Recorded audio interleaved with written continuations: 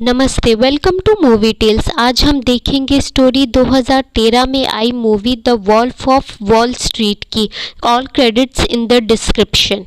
कहानी शुरू होती है जॉर्डन बेलफोर्ट के इंट्रोडक्शन से। जॉर्डन एक मिडिल क्लास फैमिली को बिलोंग करता था, पर 26 साल की उम्र तक उसके पास एक ब्रोकरेज फर्म थी, बंगला था, यॉट थी और हेलीकॉप्टर भी था। पर इतना पैसा कमाते कमाते वो एक ड्रग और सेक्स एडिक्ट भी बन गया था। फिर कहानी जाती है पीछे, जब जॉर्डन 22 साल का शादीशुदा आदमी था, पर उसके पास पैसे नहीं थे। वो एक कनेक्टर की नौकरी ज्वाइन करने वॉल स्ट्रीट आता है और अपने पहले ही दिन ऑफिस में अपने बॉस से मिलता है, जो उससे बहुत ही इम्प्रेस होते हैं उसके इंटरव्यू की वजह से। वो उसको लंच पे बुलाते हैं। वो उनके साथ लंच पे जाता है और वहाँ पे उसका बॉस जॉर्डन को बताता है कि उसने पिछले साल बहुत पैसा कमाया था और ड्रग्स और लड़कियां काम में उसका मन लगाए रखने के लिए बहुत ज़रूरी है। जॉर्डन अपने बॉस को फॉलो करता है और जल्दी ही उसे ब्रोकर का लाइसेंस मिल जाता है। लेकिन पहले ही दिन जब वो ब्रोकर बन के ऑफिस जाता है तो मार्केट क्रैश हो जाती है और एक बड़ी कंपनी अपना पूरा काम बंद कर देती है, जिसकी वजह से सारे शेयर्स डाउन हो जाते हैं। जॉर्डन वॉल स्ट्रीट में अपनी नौकरी खो देता है, लेकिन उसकी वाइफ टेरेसा उसे मदद करती है नौकरी ढूंढने में। वो वहां जाता है और ड्वेन से मिलता है। ड्वेन उसे बताता है कि वो प्रॉपर शेयर्स नहीं बल्कि पेनी स्टॉक सेल करते हैं। ये सुनकर जॉर्डन को ये काम बिल्कुल भी मुनाफे वाला नहीं लगता है, लेकिन जब उसे पता चलता है कि उसको 50% कमीशन मिलेगा, वो तुरंत काम के लिए तैयार हो जाता है और अपने क्लाइंट को 10,000 के पेनी स्टॉक्स बेच देता है, जिससे उसको 5,000 का कमीशन मिल जाता है। सब उसकी सेल करने की क्षमता को देख के बहुत खुश होते हैं। वो ऐसे ही सेल करता रहता है और बहुत पैसे कमाता है और एक बहुत ही महंगी गाड़ी खरीदता है। उस गाड़ी को देख के उसके पास एक आदमी आता है, डॉनी नाम का, जो उससे कहता है कि अगर वो अपना 70,000 का पे स्लिप उसे दिखा देगा पिछले महीने का, तो वो हमेशा के लिए उसके साथ काम करने को तैयार हो जाएगा और अपनी नौकरी छोड़ देगा। वो दिखा देता है और डॉनी उसके साथ काम करने लगता है। वो दोनों अपनी एक नई फर्म खोलते हैं और उसके लिए जगह देखते हैं, लेकिन उनके पास टीम नहीं होती है, इसलिए वो कुछ लोगों के पास जाते हैं जो ज़्यादातर ड्रग्स में काम करते हैं। वो लोग पढ़े लिखे भी नहीं होते, उनमें से बस एक ही आदमी लॉ स्कूल में गया होता है। जॉर्डन उनको समझाता है कि शेयर्स कैसे बेचे जाते हैं और वो सब मिलके पैसा कमाने लगते हैं। फिर एक दिन जॉर्डन टेरेसा के साथ बाहर जाता है और टेरेसा उससे कहती है कि उसे गरीबों के साथ ऐसा नहीं करना चाहिए। अगर वो अमीरों के साथ ऐसा करता तो शायद उसे इतना बुरा नहीं लगता। इससे जॉर्डन को एक आइडिया आता है और वो अपनी टीम को बताता है कि अब से वो अमीरों के साथ डील करेंगे। जॉर्डन कहता है कि अब से वो वॉल स्ट्रीट में एक नई फर्म होंगे और अमीरों को पहले तो जानी मानी कंपनियों के शेयर्स बेचेंगे और फिर उन्हें पेनी स्टॉक्स ही सेल करेंगे जब वो लोग उनका भरोसा जीत जाएंगे और अपना 50% कमीशन रखेंगे। धीमे धीमे जॉर्डन बहुत पैसा कमा लेता है और उसकी कंपनी बड़ी होती जाती है। इसकी पार्टी के लिए वो अपने ऑफिस में ड्रग्स और कॉल गर्ल्स भी बुलाता है और सब मिलके पार्टी करते हैं। पर इतनी जल्दी इतना पैसा कमाने की वजह से जॉर्डन FBI एजेंट पैट्रिक की नज़र में आ जाता है। उधर फोर्ब्स मैगजीन जॉर्डन का इंटरव्यू लेती है और उसे वोल्फ ऑफ वॉल स्ट्रीट का नाम देती है और अपने आर्टिकल में उसे रॉबिन हुड बुलाती है, जो अमीरों से पैसा लेकर अपनी कंपनी के एम्प्लॉयज़ में बांटता है। और जॉर्डन को ये सब नहीं अच्छा लगता है, लेकिन जब अगले दिन वो ऑफिस जाता है तो बहुत सारे लोग उसके साथ काम करने के लिए तैयार बैठे होते। धीमे धीमे जॉर्डन की छूट की वजह से उसके ऑफिस में ड्रग्स और कॉल गर्ल्स का सिलसिला बहुत बढ़ने लगता है और इसे रोकने के लिए वो अपने फादर मैक्स बेलफोर्ट को बुलाता है। एक दिन वो आते हैं और जॉर्डन से उसके बिल का हिसाब पूछते हैं, जो बहुत ही ज़्यादा होता है। मैक्स जॉर्डन को अपनी शादी पे ध्यान देने को कहता है और अपना पैसा कॉल गर्ल्स और ड्रग्स पे ना बर्बाद करने की सलाह देता है, पर जॉर्डन कहता है कि उसे अपनी शादी बचानी है, लेकिन यहाँ की लड़कियाँ भी बहुत खूबसूरत हैं। अब जॉर्डन अपनी कंपनी को वॉल स्ट्रीट की सबसे बड़ी कंपनी बनाना चाहता है और इसके लिए वो स्टीव मैडन नाम की एक फुटवेयर कंपनी का IPO लॉन्च करना चाहता है। और इसके लिए वो मदद लेता है डॉनी की, क्योंकि स्टीव मैडन का ओनर डॉनी का पुराना दोस्त होता है। तभी पार्टी में नेओमी नाम की एक लड़की आती है जो जॉर्डन को बहुत अच्छी लगती है। वो उसके पास जाके अपना इंट्रोडक्शन देता है, पर थोड़ी देर बाद वो वहाँ से चली जाती है। अगले दिन जॉर्डन उसको डेट पे ले जाता है और दोनों में अफेयर शुरू हो जाता है। एक दिन टेरेसा जॉर्डन को नेओमी के साथ पकड़ लेती है और दोनों में बहस के बाद तलाक हो जाता है। तलाक के कुछ दिन बाद वो नेओमी को अपने घर ले आता है, दोनों साथ रहने लगते हैं। धीरे धीरे जॉर्डन इल्लीगल तरीके से भी स्टॉक मार्केट में पैसा बनाने लगता है और वो ऑफिसर्स और इन्वेस्टिगेटर्स को भी पैसा देता रहता है जिससे उसके गलत काम बाहर ना आ सके। फिर एक दिन जॉर्डन एक बड़ी सी रिंग लेकर नेओमी को प्रपोज कर देता है और दोनों शादी कर लेते हैं। अपने वेडिंग रिसेप्शन में नेओमी अपनी आंट एम्मा जो कि लंदन में रहती हैं उन्हें जॉर्डन से मिलवाती है। शादी के अगले दिन जॉर्डन नेओमी को एक बड़ी सी यॉट गिफ्ट करता है, लेकिन कुछ दिनों बाद ही नेओमी और जॉर्डन में बहस होने लगती है, क्योंकि नेओमी को लगता है कि जॉर्डन किसी और के साथ रात भर था, पर जॉर्डन उसे मना लेता है और पहुंच जाता है ऑफिस स्टीव मैडन का आईपीओ लॉन्च करने। डॉनी स्टीव मैडन को जॉर्डन से मिलवाता है और सब निकल जाते हैं एम्प्लॉयज़ का उत्साह बढ़ाने, लेकिन स्टीव मैडन कुछ खास इम्प्रेस नहीं कर पाता है ऑफिस के लोगों को।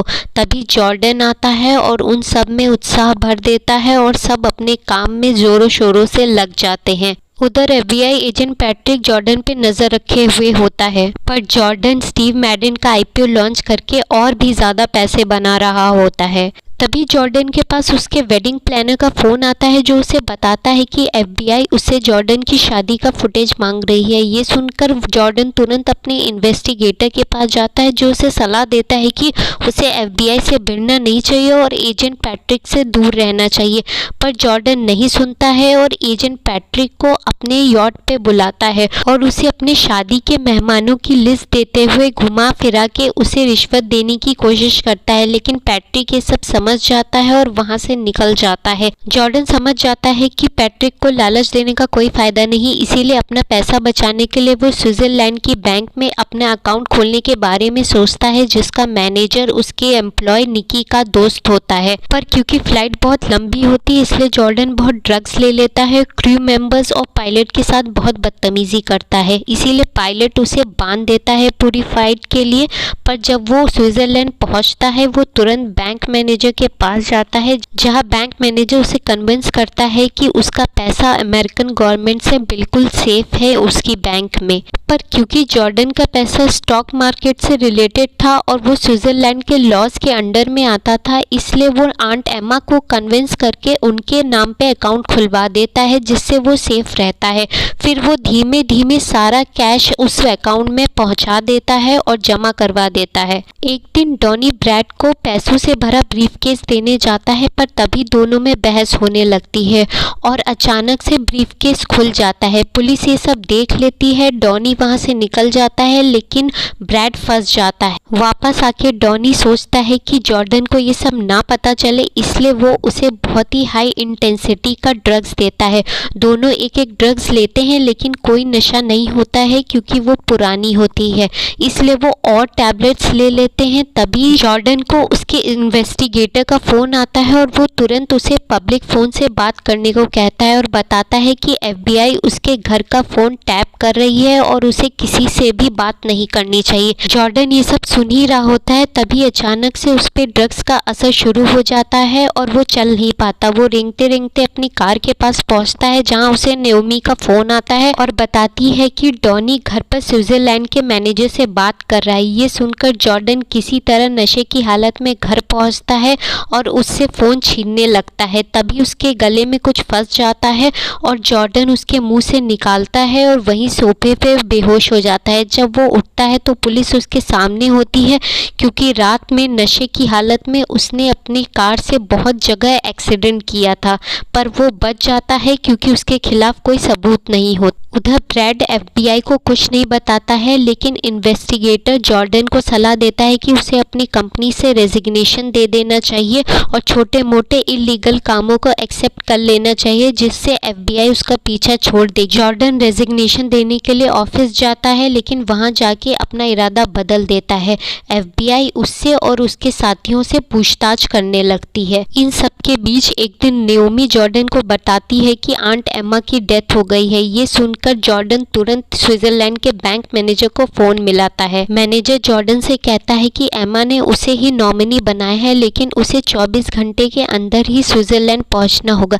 ये सुनकर वो तुरंत कैप्टन को बुलाता है और स्विट्जरलैंड की तरफ चलने को कहता है। कैप्टन उसे तूफान के बारे में बताता है, पर जिद करने पे वो लोग आगे बढ़ते हैं और तूफान में फंस जाते हैं।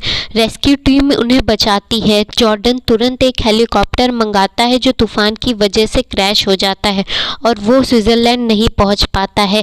फिर एक दिन एफबीआई आके उसे अरेस्ट कर लेती है और स्विट्जरलैंड के मैनेजर को भी एफबीआई यूएस में अरेस्ट कर लेती है। जॉर्डन के ऊपर मनी लॉन्ड्रिंग का केस दर्ज होता है और उसकी बेल के लिए $10 मिलियन का चार्ज लगाया जाता है। ये सब होने के बाद जॉर्डन शराब और ड्रग्स का नशा छोड़ देता है और कंपनी से भी रेजिग्नेशन दे देता है। डॉनी उसके पास आकर उसे दिलासा देता है और पैसों की चिंता न करने को कहता है। एक दिन एफबीआई जॉर्डन को कानूनी गवाह बनने का ऑफर देती है और कहती है कि वो उसकी सजा कम करवा देगी, पर जॉर्डन मना कर देता है क्योंकि इसके लिए उसे अपने दोस्तों को धोखा देना पड़ेगा। जॉर्डन जब घर पे आता है तो नेओमी उससे तलाक मांगती है, क्योंकि नेओमी को लगता है कि जॉर्डन को 20 साल की सजा हो सकती है और वो बच्ची को भी अपने साथ ले जाने को कहती है। ये सुनकर जॉर्डन फिर से ड्रग्स ले लेता है और अपनी बच्ची को लेके भागने लगता है, पर वो अपनी कार कंट्रोल नहीं कर पाता है और एक्सीडेंट कर देता है।